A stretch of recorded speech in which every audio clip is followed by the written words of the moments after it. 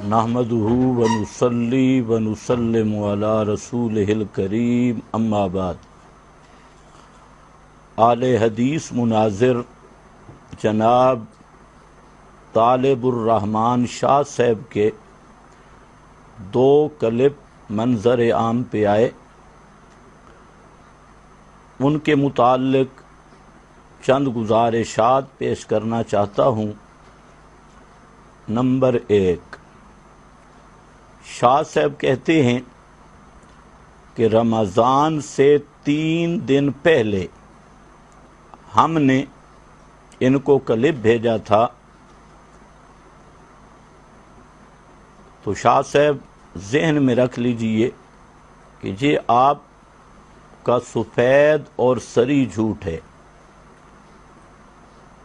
مجھے آپ کا یہ کلپ آپ کی طرف سے نہیں ملا، بلکہ 14/5/2020 بروز جمعرات ایک اپنے ساتھی کی طرف سے یہ کلپ مجھے موصول ہوا۔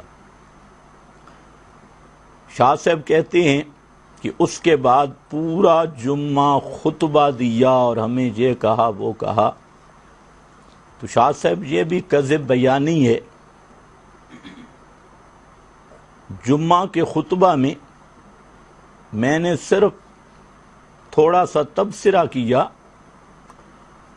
اور میں نے یہ کہا کہ انشاءاللہ عید کے بعد اس کا جواب دوں گا، اور اس کی وجہ یہ تھی کہ یہ کلپ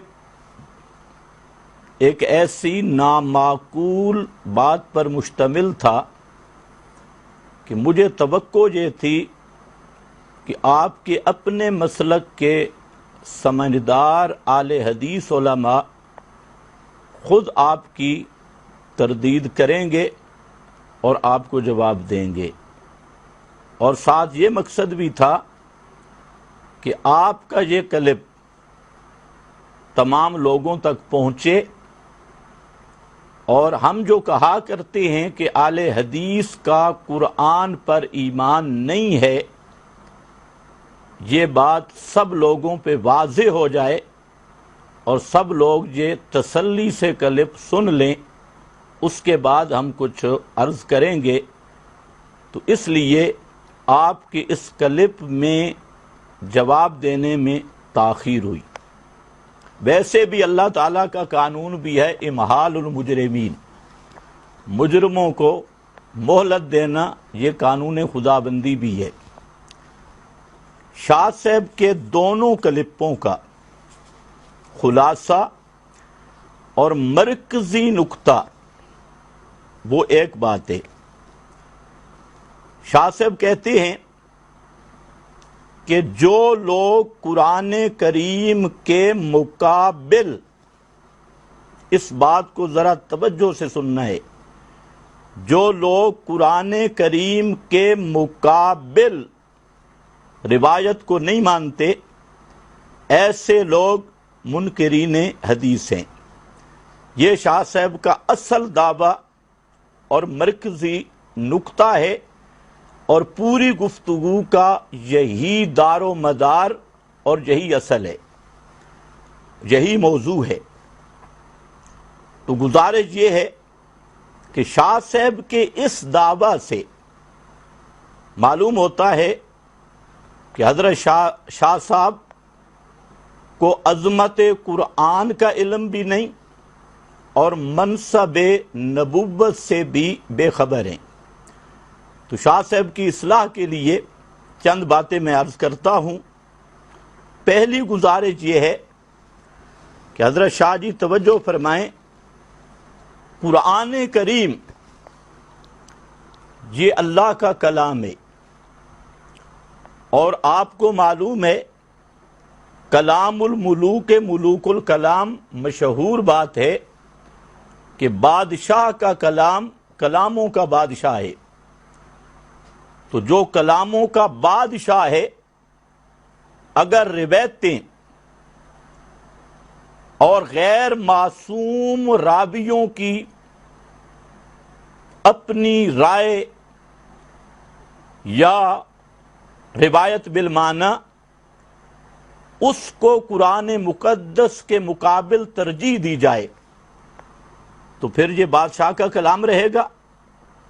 نمبر 2، قرآن کریم وہ کتاب ہے جس کے شروع میں اللہ رب العزت نے قرآن مقدس کی عظمت بیان کرتے ہوئے ذکر کیا، ذالک الکتاب لا ریب فیہ، یہ وہ کتاب ہے، ذالک الکتاب لا ریب فیہ، یہ لا ریب کتاب ہے، کل کو اضطراب و شک سے پاک کتاب ہے۔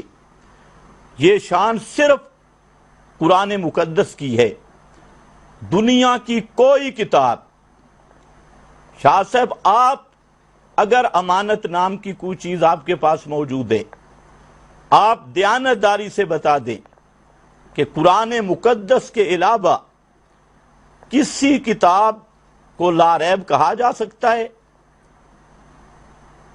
اب تک تم لوگ کہتے رہے اور لوگوں میں مشہور کرتے رہے کہ بخاری اصح الکتب بعد کتاب اللہ، اور آج آئے مولانا طالب الرحمان صاحب جنہوں نے کہنا شروع کیا کہ اصح الکتب قبل کتاب اللہ، کہ بخاری قرآن سے بھی اوپر اور روایات کا مقام قرآن سے بھی اوپر۔ تو بعض ذہن نشین رہے، قرآن مقدس لا ریب کتاب ہے، قرآن مقدس کے علاوہ کوئی کتاب لا ریب نہیں۔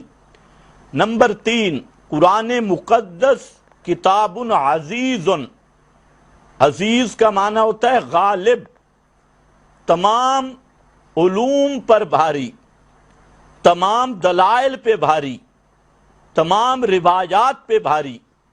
اگر روایات کی وجہ سے قرآن کو ترک کیا جائے تو کتاب عزیز کا کیا معنی ہوگا؟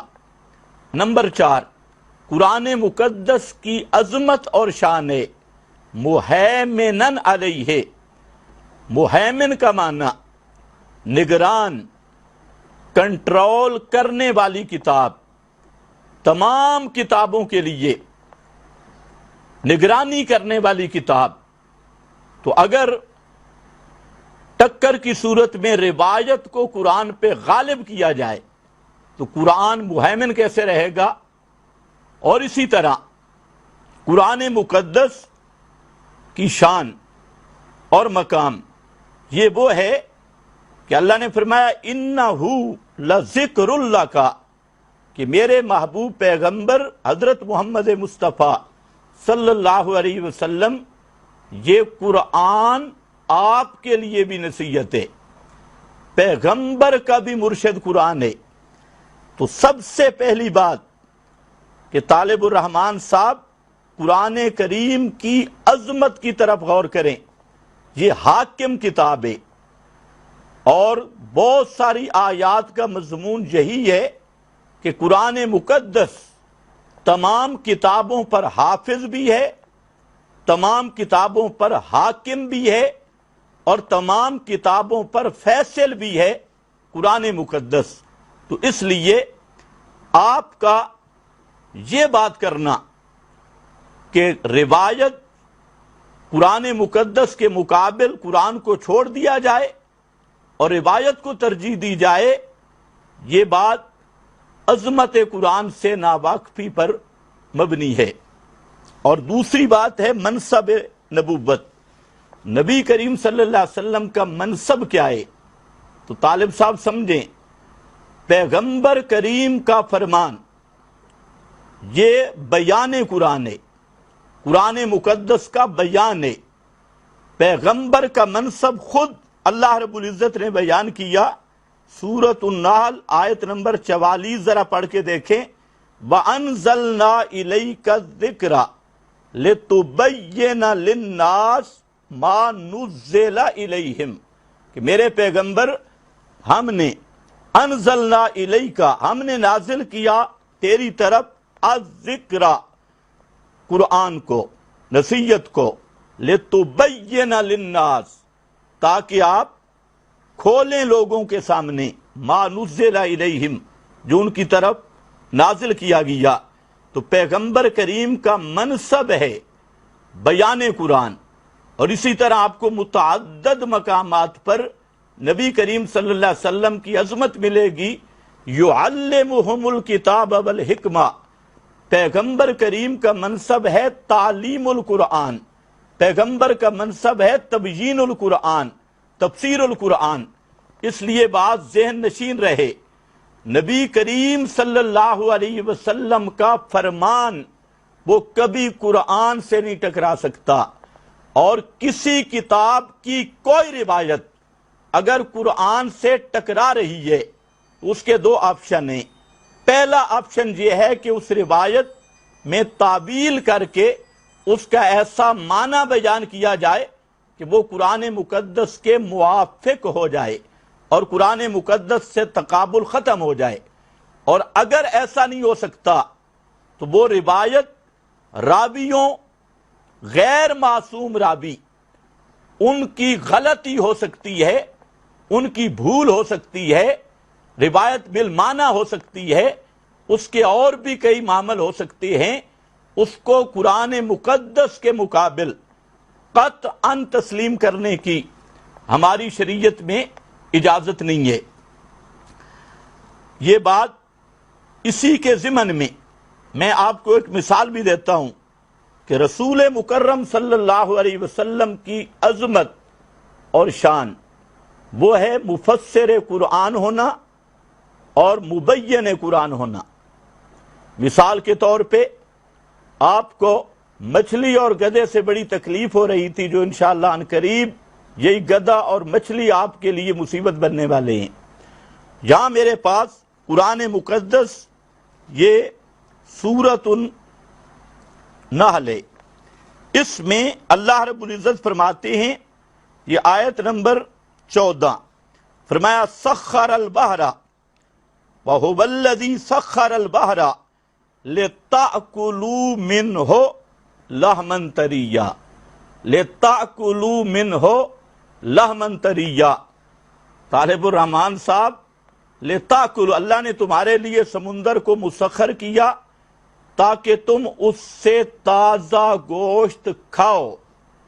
یہ تازہ گوشت کیا ہے؟ تازہ گوشت کھاؤ۔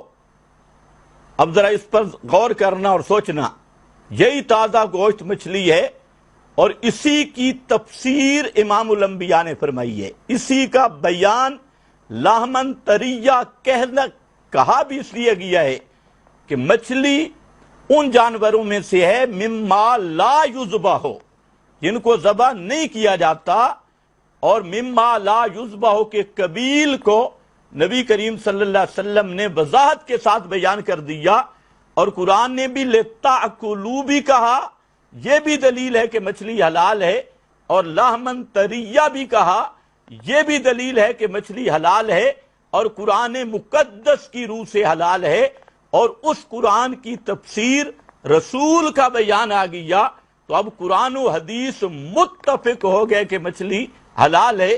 رہا تیرا گدھا، تو وہ بھی ذرا سمجھ لے، نبی کریم صلی اللہ علیہ وسلم کی اللہ رب العزت نے شان بیان کی ہے، سورۃ الاعراف آیت نمبر 157، اس کو ذرا غور سے پڑھنا۔ اس میں نبی پاک صلی اللہ علیہ وسلم کی 9 عظمتیں بیان کی گئی، 9 شانیں بیان کی گئی، اور آپ کے منصب میں سے ایک شان یہ بھی بیان کی گئی وَيُحِلُّ لَهُمُ الطَّيِّبَاتِ وَيُحَرِّمُ عَلَيْهِمُ الْخَبَائِثَ، کہ میرا محبوب صلی اللہ علیہ وسلم ان پر طیبات کو حلال بتلاتا ہے اور خبائث کو حرام قرار دیتا ہے، حرام بتلاتا ہے۔ تو اب قرآن مقدس کی یہ آیت ہر اس حدیث کا ماخذ ہے، اور ہر وہ حدیث جو حلال و حرام کے بیان میں ہے وہ اس آیت کا بیان ہے۔ اگر اللہ آپ کو سمجھ دے اور ضد نہ ہو تو یہ آیت بتاتی ہے کہ طیبات کو پیغمبر کریم حلال بتلاتا ہے اور خبائث کو حرام بتلاتا ہے۔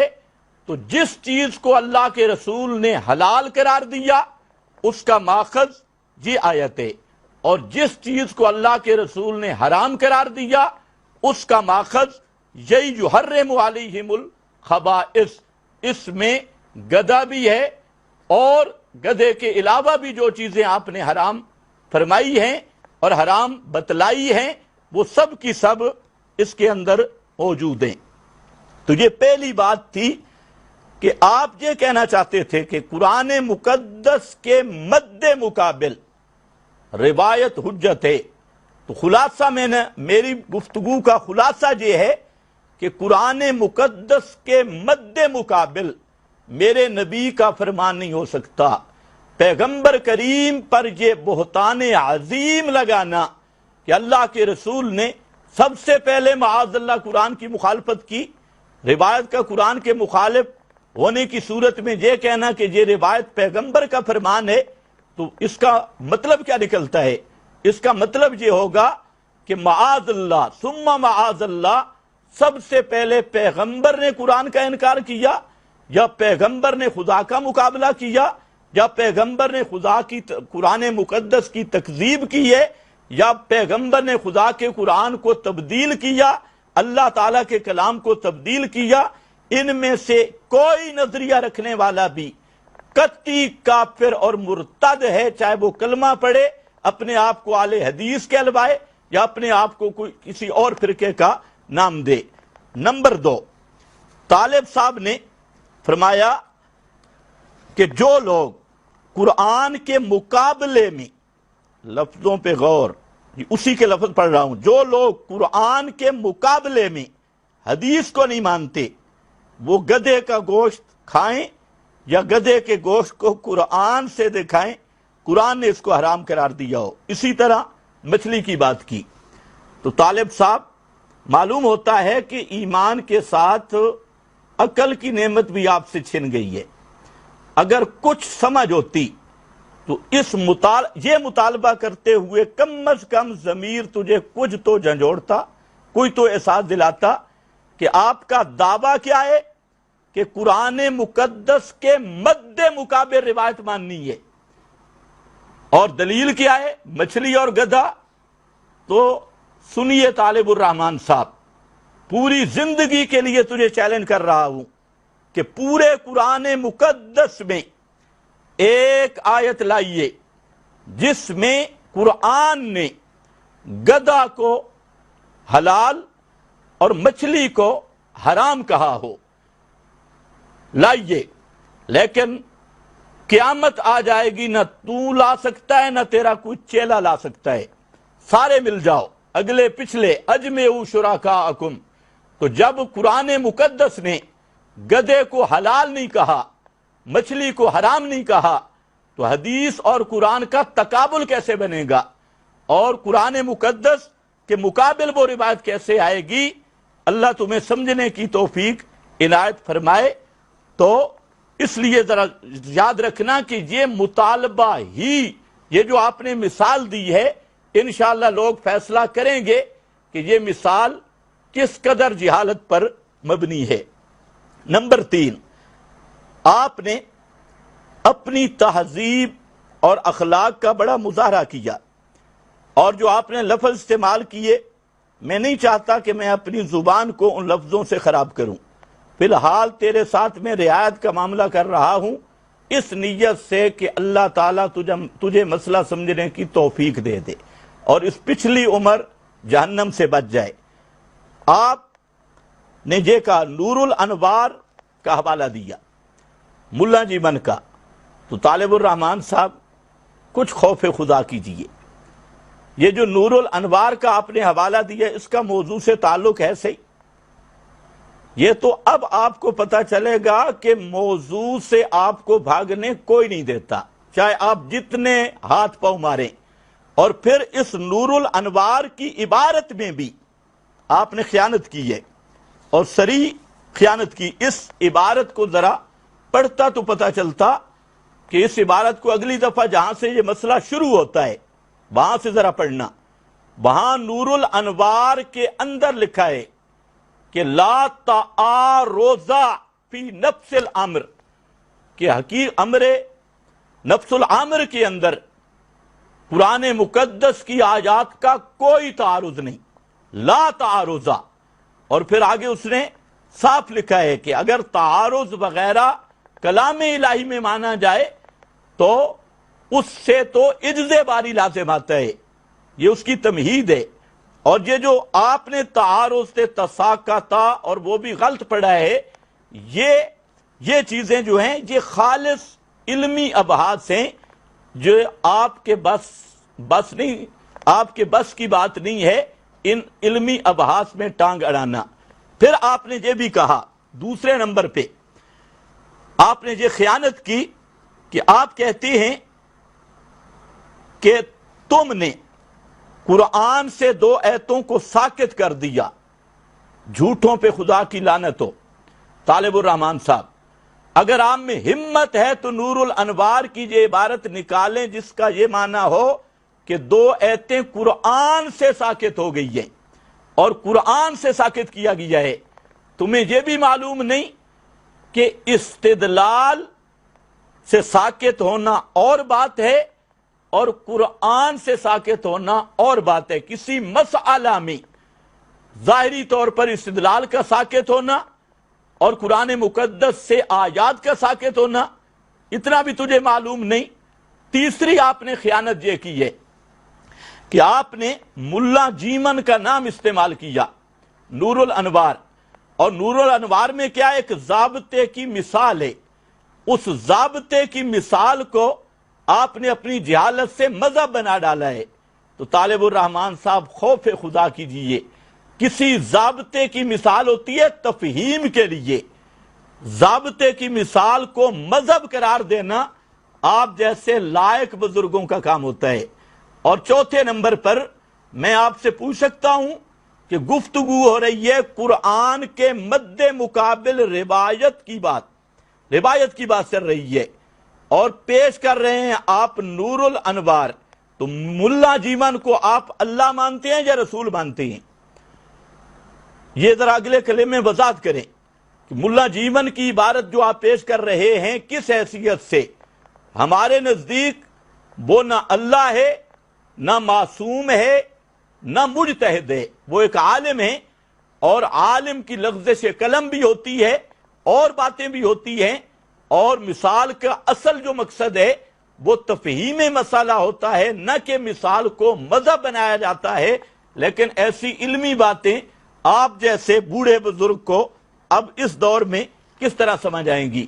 اس لیے طالب صاحب موضوع سے جان نہیں چھوٹ سکتی، اور یہ آپ میرے سامنے چڑھ گئے۔ انشاءاللہ العزیز جب تک یہ موضوع حل نہیں ہو جاتا اور آپ توبہ نہیں کرتے آپ کی جان نہیں چھوٹ سکتی۔ نمبر 4، طالب الرحمان صاحب کہتے ہیں کہ اگر قرآن حدیث آپس میں ٹکرا جائے تو یہ معمولی بات ہے، یہ اس کے لفظ ہیں کہ قرآن و حدیث آپس میں ٹکرا جائے تو یہ معمولی بات ہے۔ سامعین فیصلہ کریں گے کہ اللہ رسول کا مقابلہ کرا رہا ہے، معاذ اللہ، نقل کفر نہ باشد، کہتا ہے کہ اللہ رسول کی بات آپس میں ٹکرا جائے تو یہ معمولی بات ہے۔ خدا تمہیں عقل دے، خدا تمہیں ہدایت دے۔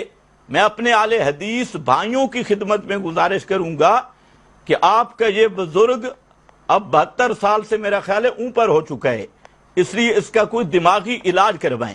کہتا ہے قرآن و حدیث آپس میں ٹکرا جائے تو یہ تو معمولی بات ہے۔ آئیے میں مولوی صاحب کو وہ آیت بیان کرتا ہوں جو حدیث سے ٹکرا رہی ہے، معاذ اللہ۔ یہ لفظ ہیں طالب الرحمان صاحب کے۔ اہل حدیث بھائیوں، عوام سے میری گزارش ہے، اپنے ان مولویوں کا ذرا عقیدہ دیکھو، تمہیں کس چیز پہ دھوکہ دیتے ہیں اور خود قرآن مقدس کے متعلق ان لوگوں کا کیا عقیدہ اور کیا نظریہ ہے اور کیا ایمان بالقرآن ہے۔ تو کہتا کیا ہے؟ آگے مثال سورۃ الانعام کی آیت نمبر 145 پڑھی، جس میں وہ یہ ٹکراؤ ثابت کرنا چاہتا تھا کہ مچھلی کو قرآن نے حرام کہا اور گدھے کو قرآن نے حلال کہا۔ سبحان اللہ، یہ استدلال۔ اب طالب الرحمان صاحب پھر آپ کو کہتا ہوں کہ تو نے سورہ انعام کی آیت 145 پڑھی، پورا قرآن پڑھ لے اول سے لے کے آخر تک، اور ایک آیت لائیے جس میں گدھے کو حلال کہا گیا ہو اور مچھلی کو حرام کہا گیا ہو، اور یہ قرض ساری زندگی تجھ پہ رہے گا انشاءاللہ العزیز۔ میرا مشورہ ہے کہ اب بھی توبہ کر لے، اب بھی وقت ہے، غرغرہ سے پہلے پہلے توبہ کر لے اور لوگوں کے سامنے کہہ دے کہ مجھ سے غلطی ہو گئی، ورنہ یہ قرض تیری گردن پہ رہ جائے گا اور کبھی اتر نہیں سکتا۔ اس آیت میں بات کی کہ میتہ وہ ہے جو مر جائے بغیر تزکیہ کے۔ میں ایک موقع آپ کو پھر دے رہا ہوں، اگلے کلپ میں میتہ کی جامع معنی تعریف کریں۔ میتہ کس کو کہتے ہیں؟ میتہ تن جو جہاں قرآن پاک میں سورہ انعام کی آیت 145 میں لفظ ہے، اس کی بھی وضاحت کریں، اور ساتھ گزارش کرتا ہوں کہ اس آیت 145 پوری پڑھ کے اس کا ترجمہ اور اس کا مطلب بیان کریں، انشاءاللہ 1 دوڑی 2 تے 2 دوڑی 4 ہو جائے گا۔ یہ آیت بتائے گی کہ تیری حیثیت کیا ہے، پوری آیت پڑھ کے اس کا معنی کرنا۔ اور اسی طرح اس آیت میں حسر اور کسر ہے، اور طالب الرحمان شاہ صاحب آپ کو معلوم ہوگا کہ حسر و کسر کی کتنی قسمیں ہیں۔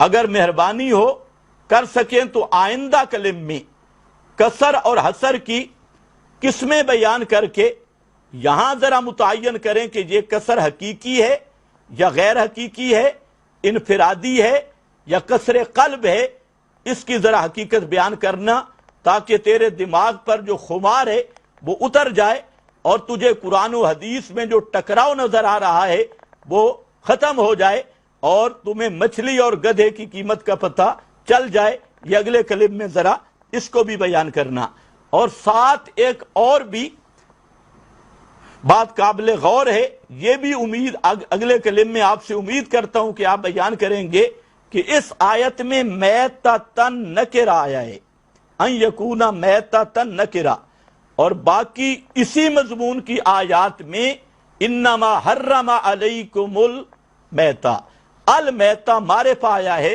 تو اس کی کیا وجہ ہے؟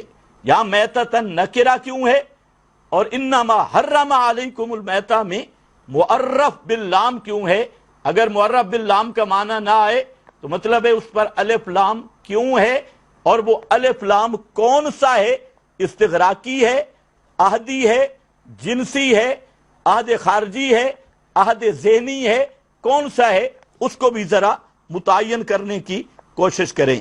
نمبر 5، آپ نے ایضاح الادلہ کتاب کے کاتب کی غلطی کا بہانہ بنا کر شیخ الہند رحمت اللہ علیہ پر بھی حملہ کرنے کی کوشش کی ہے۔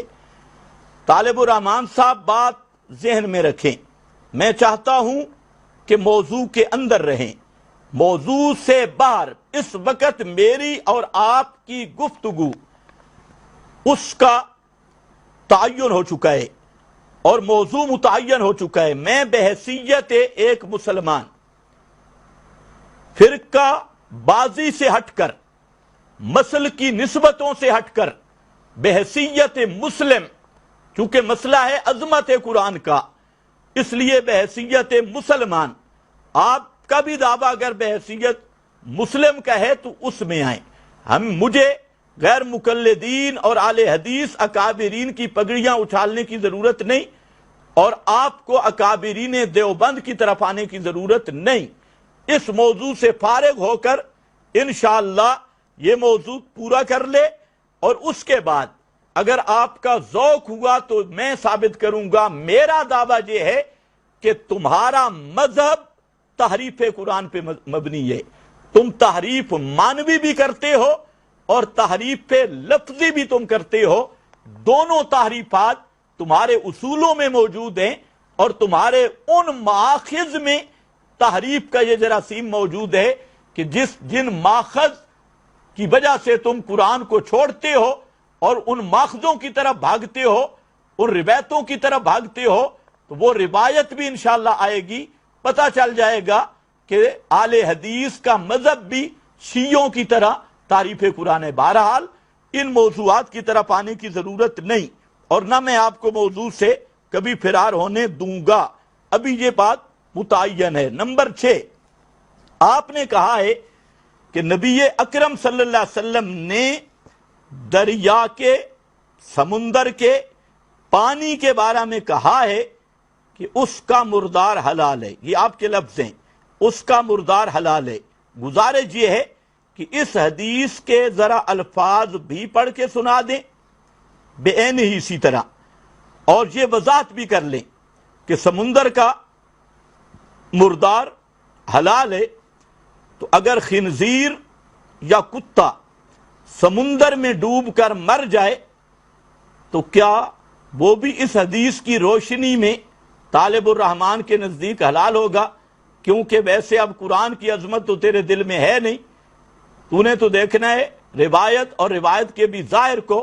تو اس حدیث کے ظاہر سے تو یہی لگ رہا ہے کہ جو آپ نے لفظ پڑھے کہ پانی کے بارے میں کہا ہے کہ اس کا مردار حلال ہے، تو پانی کا مردار تو واضح بات ہے، اگر کتا پانی میں گر کے ڈوب جائے، خنزیر ڈوب جائے، لومڑ ڈوب جائے، بلہ ڈوب جائے، یہ حلال ہوں گے یا حرام؟ تو آپ مہربانی کر کے اہل حدیثوں کو فتویٰ دے دے کہ حدیث میں آ گیا لہذا یہ بھی حلال ہے، تاکہ آپ کے اچھی نشو و نما ہو اور آپ کی معیشت بھی بڑھے، اور خوراک کے پہلے بھی مجھے معلوم ہے لیکن میں موضوع نہیں بدلنا چاہتا، خوراکوں میں بھی اضافہ ہو جائے۔